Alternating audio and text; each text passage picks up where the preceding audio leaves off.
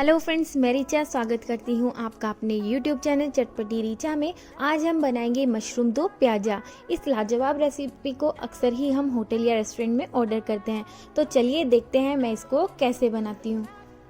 यहाँ मैंने 200 gram mushroom लिए हैं, जिनको मैंने अच्छे से वॉश कर लिया है। अगर आपको लगता है कि आपकी मशरूम अच्छे से साफ़ नहीं है तो आप उनको ब्लांच भी कर सकते हैं। मशरूम की गंदगी को अच्छे से साफ़ करने के लिए गर्म पानी में आधा चम्मच नमक डाल के उसको उबाल लेना है 2 से 3 मिनट के लिए, और 2 से 3 मिनट बाद उनको ठंडे पानी में डाल दीजिए। यहाँ मैंने मशरूम को कर लिया है कट। एक मशरूम को मैंने 4 पीसेस में कट कर लिया है, देखिए कुछ इस तरीके से। और अब चलिए चलते हैं नेक्स्ट स्टेप पर। यहाँ पर मैंने लिए कढ़ाई, जिसमें मैंने डाल दिया है 2 चम्मच सरसों का तेल। अभी तेल को अच्छे से गर्म होने देंगे, जिससे उसकी कच्ची स्मेल अच्छे से निकल जाएगी।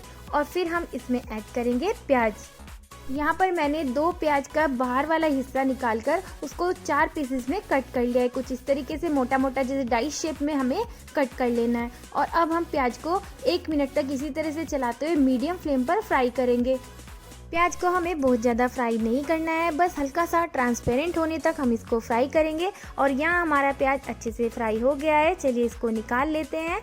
और अब बचे हुए ऑयल में हम ऐड करेंगे कुछ खड़े मसाले, जिसमें मैं डाल रही हूँ 2 तेज पत्ते, 1 छोटा चम्मच जीरा, 1 इलायची जिसको मैंने कूट लिया था, और 4 लौंग।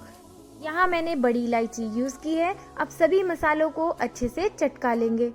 जब हमारे मसाले अच्छे से चटक जाएंगे तो हम इसमें ऐड करेंगे प्याज। यहाँ पर मैंने प्याज को बारीक काटा हुआ है, आप चाहे तो मोटा मोटा भी कट कर सकते हैं।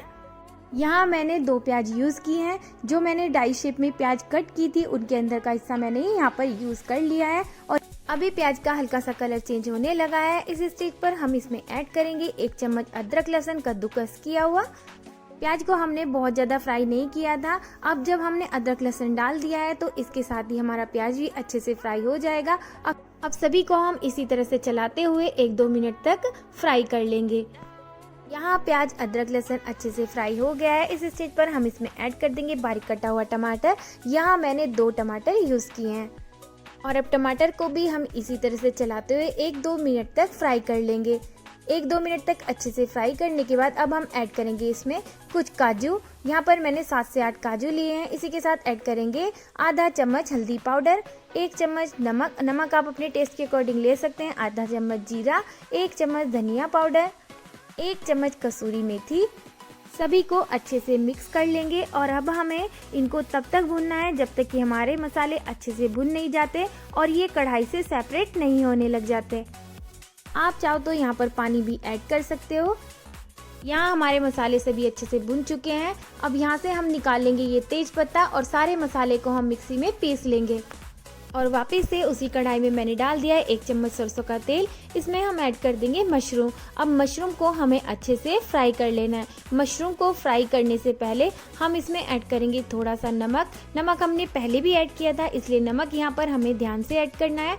अब हमें मशरूम को अच्छे से फ्राई कर लेना है। आप देखोगे मशरूम को चलाते चलाते इसमें से पानी रिलीज होने लग जाएगा नमक डालने के बाद। देखिए अब हमें इस पानी को अच्छे से ड्राई होने तक मशरूम को फ्राई करना है। यहाँ आप देख सकते हो मशरूम अच्छे से फ्राई हो गए हैं। यहाँ पर ऑयल सेपरेट होने लगा है। इस स्टेज पर हम इसमें ऐड कर देंगे आधा चम्मच कश्मीरी लाल मिर्च पाउडर। और फिर से हम इनको चलाते हुए अच्छे से मिक्स कर लेंगे। इस वक्त आपको गैस के फ्लेम को लो रखना है, नहीं तो आपकी जो मिर्च आपने इसमें ऐड की है वो सारी जल जाएगी। 1 मिनट तक अच्छे से फ्राई करने के बाद अब हम यहाँ पर ऐड करेंगे टमाटर प्याज वाला पेस्ट, जो हमने मिक्सी में पीस लिया था। और इसी के साथ ऐड कर देंगे थोड़ा सा पानी।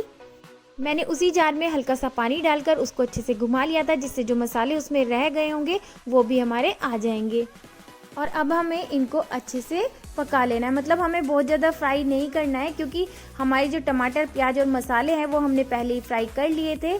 हमें इनको बस एक अच्छा सा उबाल लाना है, क्योंकि हमने इसमें पानी ऐड किया है। और अब ऐड करेंगे हम इसमें आधा चम्मच चीनी।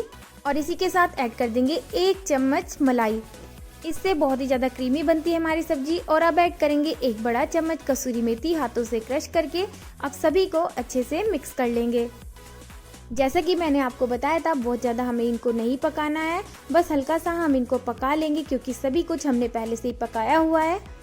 बस एक अच्छा सा उबाल आने तक हम इनको पका लेंगे। और अब ऐड करेंगे हम इसमें डाइस किए हुए ऑनियन।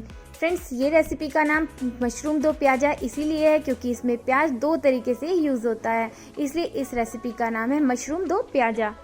प्याज को भी अच्छे से मिक्स कर लेंगे और अब ऐड करेंगे आधा चम्मच गरम मसाला। गरम मसाला हमने पहले ऐड नहीं किया था, यहीं पर हमें गरम मसाला ऐड करना है।